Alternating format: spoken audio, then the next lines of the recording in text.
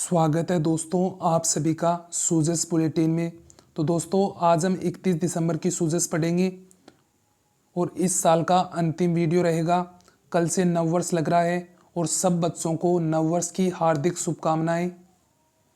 और वर्ष 2023 के अंदर आपको एक ही लक्ष्य निर्धारित कर लेना है कि एक गवर्नमेंट नौकरी आपको चाहिए 2023 के अंदर, और उसके लिए आप सच्चे दिल से मेहनत करेंगे और हम आपके लिए हमेशा तत्पर रहेंगे। आपको किसी भी सब्जेक्ट से संबंधित कोई भी टॉपिक समझ में नहीं आ रहा है तो कमेंट बॉक्स के अंदर कमेंट कीजिए।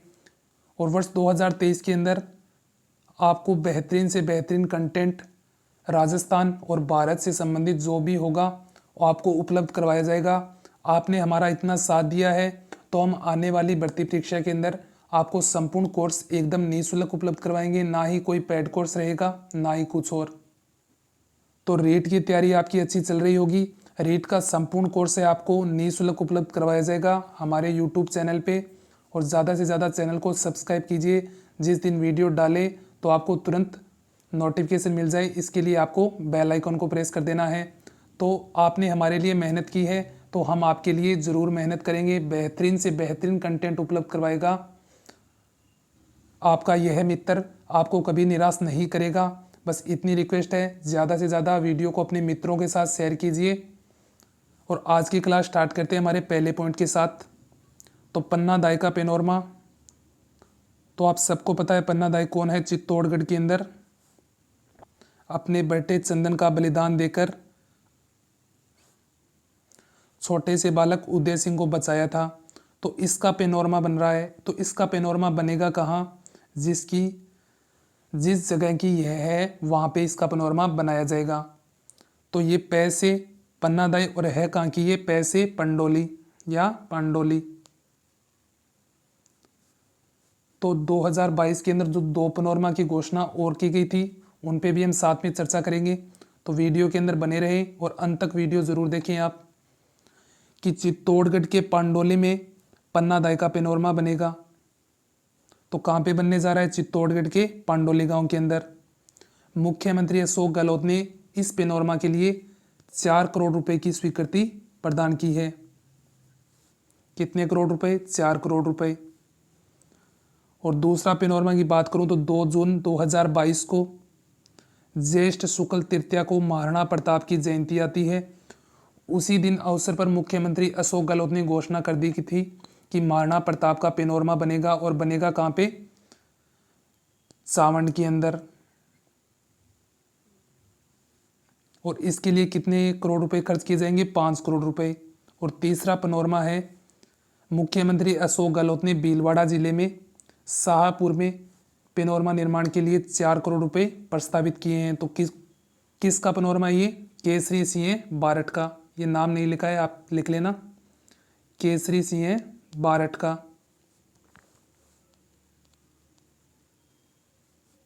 तो केसरी सिंह बारठ का पेनोरमा शाहपुरा भीलवाड़ा के अंदर, जिसके लिए कितने करोड़ रुपए? 4 करोड़ रुपए स्वीकृत किए गए हैं। और महाराणा प्रताप के लिए 5 करोड़ और पन्ना दाई के पेनोरमा के लिए 4 करोड़ रुपए। ये तीनों पेनोरमा है और तीनों इंपॉर्टेंट है। आने वाली भर्ती परीक्षा के अंदर 1% इन पेनोरमा से आपको देखने को मिलेगा। तो एक बार फिर से पढ़ें जिससे आपको याद हो जाए। अब मैं क्वेश्चन के हिसाब से आपको पूछूं कि पन्ना दाई का पेनोरमा कहाँ बनने जा रहा है? पांडोली चित्तौड़गढ़ के अंदर। और कितने करोड़ रुपए स्वीकृत हुए हैं? 4 करोड़ रुपए। याद रहेगा। और दूसरा है 2 जून 2022 को मुख्यमंत्री अशोक गहलोत ने किसका पेनोरमा बनाने की घोषणा की थी? तो महाराणा प्रताप की। और पेनोरमा कहाँ पे बनेगा? सावंड के अंदर। और इसके लिए कितना करोड़ रुपए है? 5 करोड़ रुपए का खर्च किया जाएगा। और तीसरा पेनोरमा है जो केसरी सिंह बारठ का पेनोरमा है, जिसके लिए 4 करोड़ रुपए का खर्च किया गया है। उसका निर्माण कहाँ पे होगा? भीलवाड़ा के शाहपुर जिले के अंदर। तो तीनों याद रहेंगे। तो शाहपुरा के अंदर किसका है? शाहपुरा के अंदर है केसरी सिंह बारठ का। केसरी सिंह बारठ का।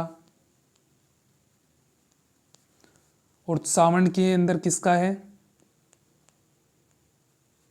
सावंड के अंदर है महाराणा प्रताप का। और पांडोली चित्तौड़गढ़ के अंदर किसका है? पन्नादाय का। तो इन दोनों के तो लिए 4-4 करोड़ रुपए स्वीकृत हुए हैं और महाराणा प्रताप वाले के लिए 5 करोड़ रुपए स्वीकृत किए गए हैं। तो एकदम आसान है, क्लास के अंदर ही आपको याद हो जाए, इससे बेहतर क्या ही बात है। तो चले दूसरे पॉइंट के अंदर। तो आपको कल ही बताया गया था या परसों पढ़ाया गया था कि राजस्थान की विधानसभा का 7वां अधिवेशन राज्यपाल कलराज मिश्रा के द्वारा स्तर का स्तरावसान कर दिया गया है। तो अब 8वें अधिवेशन की घोषणा कर दी गई है। तो कब होगा वो हम पॉइंटों के माध्यम से देखेंगे। राज्यपाल कलराज मिश्र ने 15वीं विधानसभा का 8वां अधिवेशन 23 जनवरी 2023 से शुरू करने की घोषणा की है। तो कब से? 23 जनवरी 2023 से। और अधिवेशन कौन सा है? 8वां अधिवेशन। इससे पहले वाला अधिवेशन का सत्रावसान कर दिया गया था। और ये विधानसभा कौन सी है? 15वीं विधानसभा। और मैं आपसे पूछूं, सब कुछ आपको पढ़ाया गया है। 15वीं विधानसभा के अध्यक्ष कौन है? सीपी जोशी। और सचिव कौन है? महावीर प्रसाद शर्मा। और विपक्ष के नेता कौन है? गुलाब चंद कटारिया। ये सब आपको पढ़ाए गए हैं अगर आप रेगुलर वीडियो ले रहे हैं तो। वर्तमान में कौन क्या है उसकी वीडियो में ये पढ़ाया गया है। एकदम आसान कहानी के माध्यम से आपको सब कुछ याद हो जाए। राजस्थान में वर्तमान में दिसंबर 2022 तक। तो आप रेगुलर वीडियो में बने रहेंगे तो आपको इन पॉइंटों को रटने की कोई ज़रूरत नहीं है, बार बार पढ़ाए जाते हैं, आपको क्लास के अंदर ही याद हो जाते हैं। तो हम पॉइंटों पे चले कि राजस्थान विधानसभा के प्रमुख सचिव कौन है? महावीर प्रसाद शर्मा। विधानसभा के अध्यक्ष हैं सीपी जोशी। और विधानसभा के विपक्ष के नेता है गुलाब चंद कटारिया। और कौन सी विधानसभा है? 15वीं विधानसभा है। और इसका अधिवेशन कौन सा है? 8वां अधिवेशन है, जो कब से कब तक होगा? 23 जनवरी से शुरू है, 23 जनवरी 2023 से। तो 23/1/23 याद रहेगा। और ये आपको पढ़ाया गया था कि राज्य विधानसभा की 15वीं विधानसभा के 7वें अधिवेशन का सत्रावसान किया गया था राज्यपाल कलराज मिश्र के द्वारा। और कब किया गया था? 27 दिसंबर को। और 30 दिसंबर को घोषणा कर दी गई 8वें अधिवेशन की। तो समझ में आया? छोटे छोटे पॉइंट है, एकदम याद होंगे। 15वीं विधानसभा है, विधानसभा का अध्यक्ष पूछे तो सीपी जोशी है, सचिव पूछे तो महावीर प्रसाद शर्मा है, विपक्ष का नेता पूछे तो गुलाब चंद कटारिया है। 7वां अधिवेशन है जिसका सत्रावसान 27 दिसंबर को किया गया था। और 8वां अधिवेशन है 23 जनवरी 2023 से। बस इतनी तो बात याद रखनी है। ये इंपॉर्टेंट लगा लेना, आने वाली भर्ती परीक्षा के लिए काफ़ी महत्वपूर्ण है कि राजस्थान में ई फाइलिंग सिस्टम की शुरुआत की गई है। और कब से शुरुआत होगी? राजस्थान के मुख्य सचिव कौन है? हमारी उषा शर्मा। बार बार प्रश्न पूछा जाता है कि राजस्थान की मुख्य सचिव कौन है? उषा शर्मा। इनके आदेश से ही ई फाइलिंग सिस्टम 1 जनवरी 2023 से शुरू किया जाएगा और पूरे प्रदेश के अंदर 30 जनवरी तक शुरू कर दिया जाएगा। तो ई फाइलिंग सिस्टम किनके आदेश से? राजस्थान की मुख्य सचिव उषा शर्मा के आदेश से शुरू किया जा रहा है। और कब किया जा रहा है? 1 जनवरी 2023। तो 1/1/2023। तो नए साल से ई फाइलिंग सिस्टम की शुरुआत की जा रही है राजस्थान की मुख्य सचिव उषा शर्मा के द्वारा। एकदम इंपॉर्टेंट पॉइंट है, इंपॉर्टेंट लगा लेना, आने वाली भर्ती परीक्षा के अंदर डायरेक्ट प्रश्न देखने को मिलेगा। और बच्चों, जिन बच्चों ने अभी तक चैनल को सब्सक्राइब नहीं किया है तो प्लीज़ सब्सक्राइब कर दीजिए, जिससे हमें भी मोटिवेशन मिले और आने वाला कंटेंट के अंदर आपको संपूर्ण कंटेंट PDF सहित टेलीग्राम पे और आने वाली भर्ती परीक्षा का अलग अलग पोर्शन निकाल के पढ़ाया जाएगा। अब एक राजस्थान करंट अफेयर की क्लास ले रहे हैं, उसमें ही आप वीडियो को शेयर कर नहीं रहे हैं, जिससे हमें भी डिमोटिवेशन हो रहा है। तो इसलिए ज़्यादा से ज़्यादा अपने मित्रों के साथ शेयर कीजिए, हम आपके लिए मेहनत ज़रूर करेंगे अगर आप हमारे साथ दोगे तो। अब अशोक चांदना कौन है? ये खेल एवं युवा मामले के मंत्री कौन है? राजस्थान के अशोक चांदना। अब ये चर्चा में क्यों रहे हैं एक बार देखें। तो अगर मैं बात करूं कि 30 दिसंबर को एनुअल वुमेन इकोनॉमिक फोरम का कार्यक्रम था, इसी कार्यक्रम के दौरान इन्हें एक अवार्ड से नवाजा गया है। अवार्ड का नाम क्या है? लीडर ऑफ डिकेड के अवार्ड से नवाजा गया है। ये लीडर जो ऑफ डिकेड का अवार्ड है, ये इन्हें क्यों दिया गया है? इन्होंने महिला सशक्तिकरण के लिए काफ़ी बेहतरीन योजना का संचालन किया है। और WEF क्या है? इसे वुमेन भी लिख लेना आप, वुमेन इकोनॉमी फोरम की यही उद्देश्य है कि जो महिला सशक्तिकरण के अंदर जो योजना चलाई जा रही है उन्हें बढ़ावा देने के लिए ये इस फोरम का निर्माण किया गया। तो कौन सा फोरम है? Women economic forum. और इसका कार्यक्रम कब था? 30 दिसंबर को। और इसके अंदर राजस्थान के खेल एवं युवा मामले के जनसंपर्क विभाग के राज्य मंत्री अशोक चांदना को लीडर ऑफ डिकेड के अवार्ड से सम्मानित किया गया है। और यह कार्यक्रम कहाँ पे हुआ था? नई दिल्ली के अंदर। और कब हुआ था? 30 दिसंबर को। और किनके द्वारा सम्मानित किए गए? वुमेन इकोनॉमिक फोरम के द्वारा, जो कौन से क्षेत्र के लिए? महिला सशक्तिकरण क्षेत्र के लिए ये बढ़ावा देती है। तो अशोक चांदना को भी किनके लिए मिला है? महिला सशक्तिकरण बढ़ावा देने के लिए अशोक चांदना को लीडर ऑफ डिकेड का अवार्ड मिला है। तो याद रहेगा। और अशोक चांदना है कौन? ये आपको पता ही होगा, डेली वीडियो देखते हो तो सब कुछ पता होगा आपको। खेल एवं युवा मामले के तथा जनसंपर्क विभाग के राज्य मंत्री हैं अशोक चांदना। तो इन्हें कौन सा अवार्ड मिला है? Leader of decade. याद रहेगा, एक बार लिख लेना, लीडर ऑफ डिकेड। और किनके द्वारा दिया गया है? वुमेन इकोनॉमिक फोरम के द्वारा। और कहाँ पे दिया गया? दिल्ली के अंदर। और कब दिया गया? कार्यक्रम के अंदर 30 दिसंबर को। बस इतने ही पॉइंट है जो क्लास के अंदर आपको याद हो जाने चाहिए। अब ये जल जीवन मिशन स्कीम है, काफ़ी इंपॉर्टेंट है, एकदम इंपॉर्टेंट है। हर भर्ती परीक्षा के अंदर 1% इसका मिल सकता है कभी भी। अब इसका संदर्भ हम राजस्थान के संदर्भ में देखेंगे कि राजस्थान में कौन सा टॉप जिला है। सबसे पहले इस मिशन के बारे में हम 2-3 बातें जान लेते हैं। तो जल जीवन मिशन है जो जल शक्ति विभाग मंत्रालय के द्वारा चलाई जाता है। ये तो आपको इतना कठिन नहीं लगा हुआ। इसकी डेट भी आपको याद होगी, 15 अगस्त 2019 को जल जीवन मिशन शुरुआत किया गया था। जिन बच्चों को डेट याद नहीं है अभी डेट याद कर लेना, क्योंकि हर भर्ती परीक्षा के अंदर इसकी डेट देखने को मिलती है। तो जल जीवन मिशन कब शुरुआत किया गया?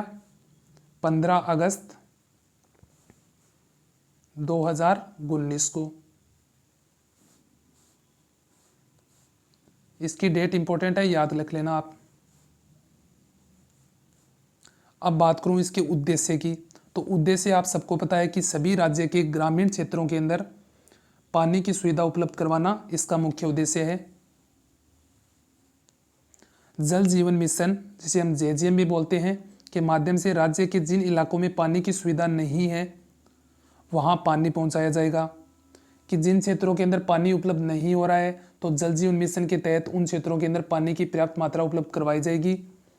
और इस स्कीम में, जल जीवन मिशन स्कीम में था, लाभ ग्रामीण तथा शहरी दोनों क्षेत्रों के लोगों को दिया जाएगा। ऐसा इसलिए नहीं है कि ओनली ग्रामीण के लिए, ये ग्रामीण क्षेत्रों के अंदर भी और शहरी क्षेत्रों के अंदर भी, जिन क्षेत्रों के अंदर पानी की पर्याप्त मात्रा उपलब्ध नहीं है उन क्षेत्रों के लिए यह मिशन चलाया गया है। और कब चलाया गया? 15 अगस्त 2019 को। अब ये इंपॉर्टेंट है आपके लिए, काफ़ी इंपॉर्टेंट है। जल जीवन मिशन में राजस्थान की क्या स्थिति है? राजस्थान की अगर रैंक की बात करें तो 30वीं रैंक है, तो काफ़ी नीचे रैंक है। और राजस्थान जल कनेक्शन देने में टॉप जिले कौन से हैं? नागौर, जो कितनी 51.82% जल कनेक्शन दे चुका है वर्ष 2022 के अंदर, या टोटल मान के चलिए 2019 से 22 तक। और हनुमानगढ़ उसके बाद गंगानगर और उसके बाद राजसमंद। तो 1 नंबर कौन है? नागौर है, जिसने 52.82% जल कनेक्शन वितरित किए हैं। उसके बाद हनुमानगढ़ है, और उसके बाद कौन है? गंगानगर, और उसके बाद कौन है? राजसमंद। तो टॉप जिले अगर बात करूँ तो ओनली टॉप की बात करूँ तो नागौर है, जिसने 52.82% इस साल के अंदर जल कनेक्शन वितरित किए हैं। तो टॉप जिला का याद नाम को, टॉप का तो नाम आपको याद होना जरूरी है, इसके साथ आपको ये याद नाम हो तो अच्छी बात है, हनुमानगढ़, गंगानगर और राजसमंद। तो याद तो एकदम आसान सी नाम है, गंगानगर हनुमानगढ़ एकदम नज़दीक नज़दीक है, और उस साइड वाले राजसमंद दक्षिण वाले, और बीच वाला नागौर है, नागौर टॉप पे है, उसके बाद हनुमानगढ़, उसके बाद गंगानगर, उसके बाद राजसमंद। और निम्नतम की बात करूँ तो जैसलमेर है 7.2%, और उसके बाद डूंगरपुर, बांसवाड़ा और धौलपुर। तो 1 नंबर पे जैसलमेर आ गया। ये तो आप सबको पता है, अंदाजा भी लगा सकते हैं कि मरुस्थल के अंदर पानी की मात्रा सबसे कम की गई है जल जीवन मिशन के तहत। तो कितनी है? 7.02%। और उसके बाद बात करें तो दक्षिण के जिले हैं डूंगरपुर और बांसवाड़ा, जहाँ से कर्क रेखा होकर गुजरती है। और एक राजस्थान का सबसे छोटा जिला कौन सा है? धौलपुर। तो याद रहेगा। एक बार मैं इस साइड आपको बता देता हूं। तो राजस्थान का स्थान कौन सा है? 30वां स्थान है। इस 30वें स्थान में राजस्थान में प्रथम कौन है? नागौर। उसके बाद कौन है? हनुमानगढ़। उसके बाद कौन है? गंगानगर। और उसके बाद कौन है? राजसमंद। ये हैं अधिकतम वाले जिन्होंने जल कनेक्शन अधिकतम दिया है। और न्यूनतम वाले की बात करूं तो जैसलमेर है, उसके बाद डूंगरपुर है, उसके बाद बांसवाड़ा है और उसके बाद धौलपुर है। नागौर के अंदर 52.82% है जल कनेक्शन वितरित किए गए हैं और जैसलमेर के अंदर 7.02 सबसे न्यूनतम। बस इतनी तो बात याद रखनी है, ज़्यादा आपको याद रखनी नहीं है। अब चलें आगे।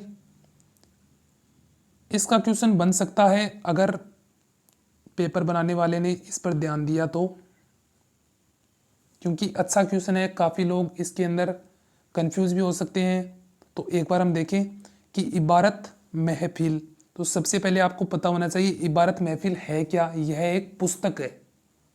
तो क्या यह एक बुक है जिसका विमोचन किसके द्वारा? मुख्यमंत्री अशोक गहलोत के द्वारा 23 दिसंबर 2022 को किया गया है। तो आप एक बार इतना ज़रूर याद रखना कि इबारत महफिल क्या है? पुस्तक है। और कि किसके द्वारा लिखी गई है? मरहम मोहम्मद जमाल आरिफ के द्वारा। इसका नाम आपको याद रहे तो अच्छी बात है, क्योंकि परीक्षा के अंदर प्रश्न बन सकता है कि इबारत महफिल पुस्तक किसकी है? मरहम मोहम्मद जमाल आरिफ के द्वारा लिखी गई पुस्तक है। और इसका विमोचन किसके द्वारा? मुख्यमंत्री अशोक गहलोत के द्वारा। और इतना तो आपको याद रखना है कि इबारत, डायरेक्ट प्रश्न बन सकता है कि इबारत महफिल क्या है? तो आप डायरेक्ट बता सकते हैं यह एक बुक है। और किसके द्वारा विमोचन? मुख्यमंत्री अशोक गहलोत के द्वारा। और ये किसके द्वारा लिखी गई है? तो मरहम मोहम्मद जमाल आरिफ के द्वारा लिखी गई पुस्तक है। अब ये कुछ अभियान है, डायरेक्ट आपको जिला दिया गया है, याद रख सकते हो तो अच्छी बात है। गौरव बेटी अभियान भरतपुर का है। हाफ गिलास वाटर अभियान भीलवाड़ा का। Medi tourism wellness centre Khamnor Rajsamand के अंदर। ये इंपॉर्टेंट है, पूछा भी गया है। अब इन दो अभियानों से प्रश्न बन सकता है। गौरव बेटी अभियान कहाँ का है? भरतपुर का। और हाफ गिलास वाटर अभियान भीलवाड़ा का। तो हाफ गिलास कौन लेते हैं? भीलवाड़ा वाले। और गौरव बेटी का अभिमान कौन बचाता है? भरतपुर वाले। इस तरह से याद रखोगे, रिवाइज करवा दिया जाए जिससे सब पॉइंट आपके क्लियर हो जाए। पन्ना दाई का पेनोरमा कहाँ पे बनेगा? पांडोली चित्तौड़गढ़ के अंदर। कितने पैसे स्वीकृत है? 4 करोड़। और महाराणा प्रताप की घोषणा कब की गई पेनोरमा की? 2 जून 2022 को महाराणा प्रताप की जयंती पर अशोक गहलोत के द्वारा घोषणा की गई कि सावंत के अंदर महाराणा प्रताप का पेनोरमा बनेगा। और कुल खर्च होंगे 5 करोड़ रुपए। और मुख्यमंत्री अशोक गहलोत ने केसरियस या बारट का पेनोरमा कहाँ बनेगा? भीलवाड़ा के शाहपुरा के अंदर। और इसके लिए कितने करोड़ रुपए? 4 करोड़ रुपए। बस छोटी छोटी बातें थी, याद होनी चाहिए आपको। राजस्थान विधानसभा का 8वां अधिवेशन कब होगा? 23 जनवरी 2023 से 7वां अधिवेशन 27 दिसंबर को सत्रावसान कर दिया गया राज्यपाल कलराज मिश्रा के द्वारा। और 15वीं विधानसभा के अध्यक्ष कौन है? सीपी जोशी हैं। और महासचिव कौन है? महावीर प्रसाद शर्मा है। और विपक्ष के नेता है गुलाब चंद कटारिया। ई फाइलिंग सिस्टम नववर्ष से स्टार्ट होगा 1 जनवरी 2023 से। एकदम आसान है, याद रहेगा ये डेट भी। अशोक चांदना को वुमेन इकोनॉमिक फोरम के द्वारा कौन सा अवार्ड मिला है? लीडर ऑफ डिकेड का अवार्ड सम्मानित किया गया। और क्यों मिला है? कि महिला सशक्तिकरण के अंदर अच्छा कार्य करने के लिए इन्हें यह अवार्ड दिया गया है। जल जीवन मिशन है जो 15 अगस्त 2019 को स्टार्ट हुआ था। शहरी या ग्रामीण कौन सा भी क्षेत्र है जहां पर पानी की पर्याप्त मात्रा उपलब्ध नहीं है, उन्हें पानी की पर्याप्त मात्रा उपलब्ध करवाने के लिए यह मिशन स्टार्ट किया गया था। और राजस्थान के अंदर स्थिति देखें तो राजस्थान का स्थान कौन सा है? 30वां स्थान है। टॉप की बात करूं तो नागौर, हनुमानगढ़, गंगानगर और राजसमंद है जो जल कनेक्शन देने में टॉप जिले हैं। जो नागौर है 52.82% जल कनेक्शन वितरित कर दिए गए हैं। और न्यूनतम की बात करूं तो जैसलमेर है 7.2। और उसके बाद है डूंगरपुर, बांसवाड़ा और धौलपुर। और इबारत महफिल क्या है? एक पुस्तक है, किसके द्वारा लिखी गई है? मरहम मोहम्मद जमाल आरिफ के द्वारा। इसका विमोचन किसके द्वारा? मुख्यमंत्री अशोक गहलोत के द्वारा। और कब है? 30 दिसंबर 2022 को। गौरव बेटी अभियान भरतपुर का। हाफ गिलास वाटर अभियान भीलवाड़ा का। मेडी टूरिज्म वेलनेस सेंटर है खमनौर राजसमंद का। तो धन्यवाद दोस्तों, बस इतनी है। वर्ष 2022 का अंतिम वीडियो है। अब 2023 के अंदर आप ज़्यादा से ज़्यादा वीडियो को शेयर कीजिए अपने मित्रों के साथ। आप हमें प्यार देंगे, हम आपके लिए भी बेहतरीन से बेहतरीन आने वाली भर्ती परीक्षा का एकदम मुफ्त में निःशुल्क संपूर्ण सिलेबस के अकॉर्डिंग कंटेंट उपलब्ध करवाएंगे। बस आप पर है, अगर आप साथ दोगे तो आपका साथ हम देंगे। अगर आप ही हमें डिमोटिवेशन करोगे तो हमें भी लगेगा कि बच्चे कुछ देख ही नहीं रहे हैं, तो हमें भी कुछ मोटिवेशन नहीं मिलेगा और ना ही बनाने के कोई एक हाव भाव मिलेगा। तो वीडियो की पीडीएफ आपको हमारे टेलीग्राम पे उपलब्ध हो रही है डे बाय डे। और मिलते हैं अब नेक्स्ट वीडियो के अंदर 2023 के अंदर। और अंतिम बार बोल रहा हूँ, नववर्ष की हार्दिक शुभकामनाएं। 2023 का एक ही लक्ष्य होना चाहिए, एक सरकारी नौकरी हर एक आदमी की, आम आदमी की ज़रूरत है। और उसके लिए आप मेहनत कीजिए, हम आपके साथ हैं। कोई भी सब्जेक्ट से किसी भी टॉपिक के आपको अंदर कन्फ्यूज़ हो रहा है तो कमेंट बॉक्स के अंदर वो टॉपिक डालिए, आपको तुरंत वीडियो उपलब्ध करवाया जाएगा। ना ही कोई पेड कोर्स है, एकदम निःशुल्क वीडियो है। यूट्यूब पर डेली रहते हैं। धन्यवाद।